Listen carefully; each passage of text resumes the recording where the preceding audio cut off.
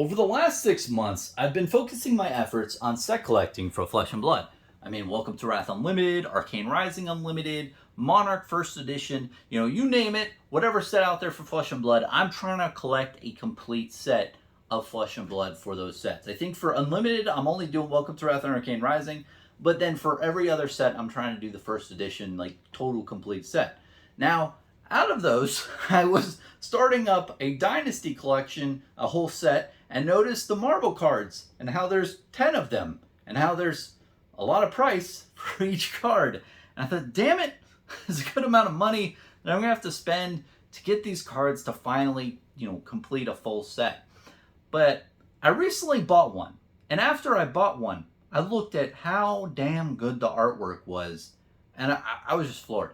It blew me away so much. I wanted to buy one of each of that Marvel card. So I own 9 of the Marvels. I don't have the crown yet of the Marvels from Dynasty, but I just did it. I bought one of each of the cards. And I just want to kind of explain this collection and really kind of go over a couple of philosophies, right? Now, the first thing I want to note is I did open, I think, a case of Dynasty, right?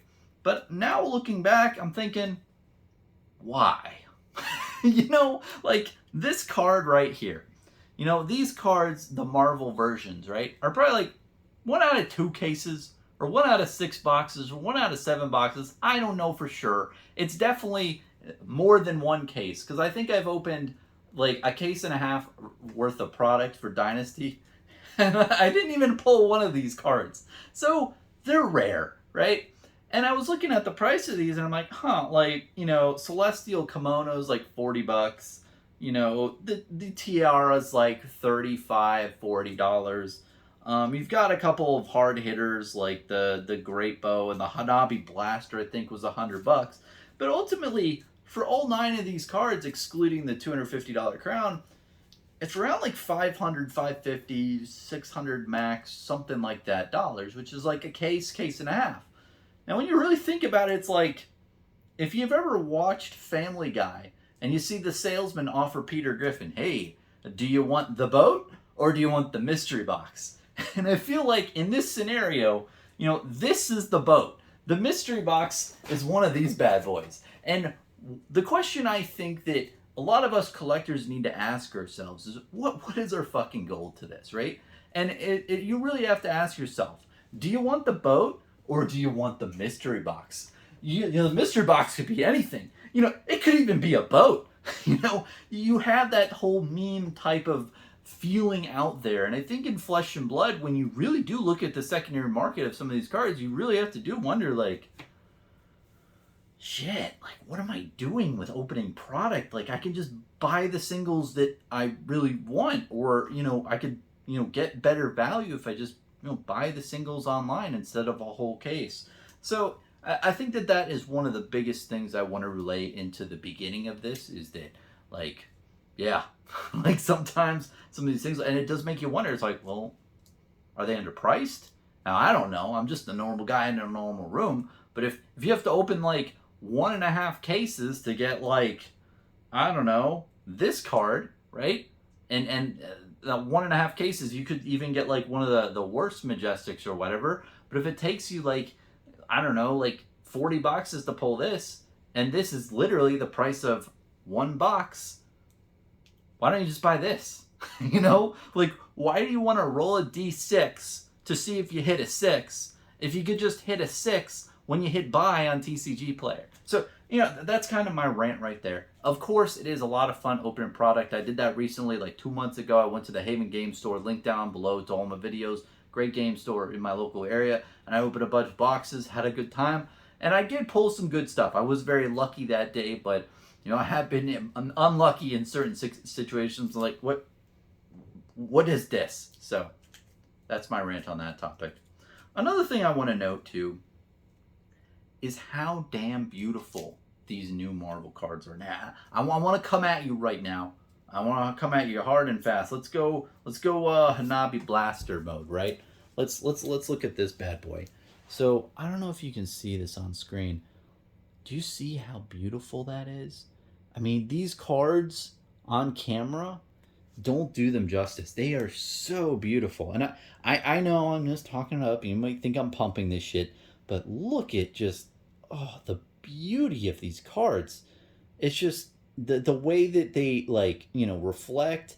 And what I think is interesting about these in particular, right, is is this even like cold foil?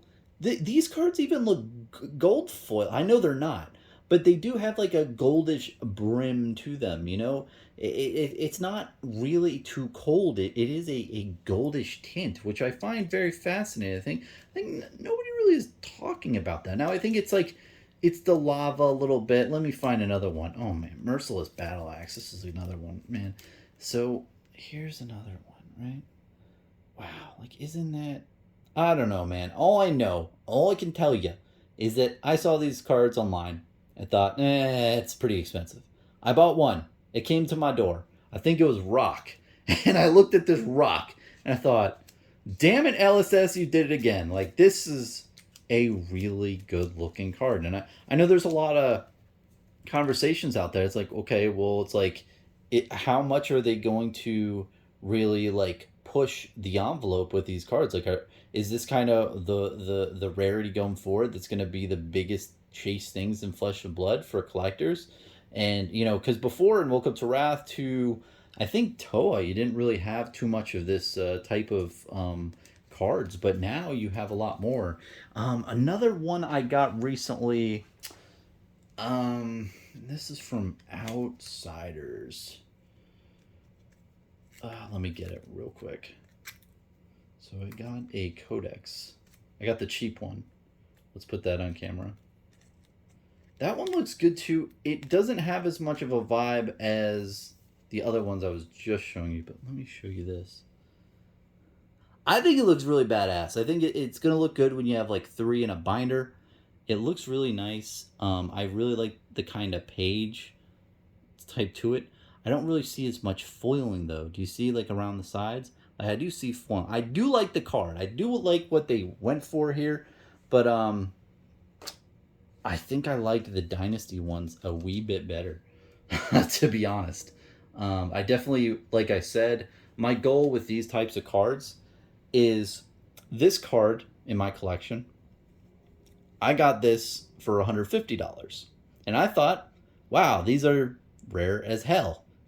Why do I want to spend money on 1.5 booster boxes when I can buy the boat on TCG Player, right? And of course, it's, Codex and Inertia. It's not Frailty, so it's not like the biggest hit. But, some of these cards, man, like they just look so stunning. And I really like this direction for Flesh and Blood overall. Just, I mean, look at these cards.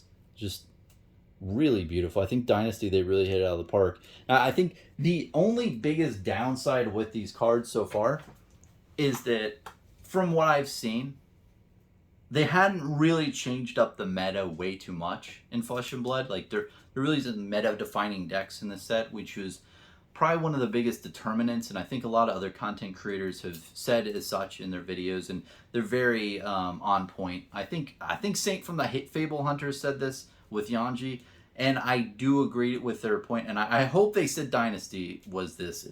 I hope I'm not misquoting them. But I think other creators said Dynasty was like kind of a miss with the meta change.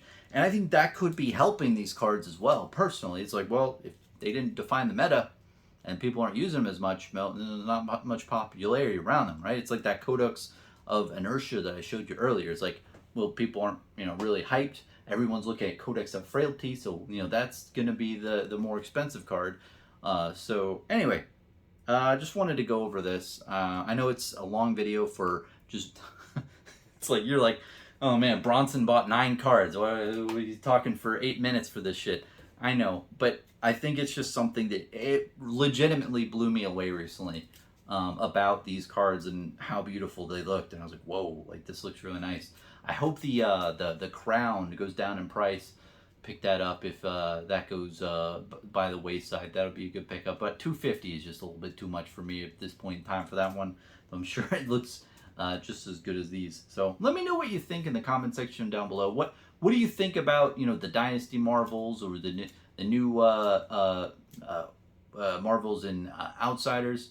I do like how they're doing it now, where they're limiting the amount of Marvels. I like that. I don't think you should pull a card that looks this badass and think, yes, I got a big card, and then find out this is only $40. Like, that's a feels bad. And it's also another episode entirely, another, that's a whole nother talking point. But ultimately, like, they look really cool, man. So, let me know what you think in the comment section down below. Appreciate you watching this far. Cheers, man. Have a good one.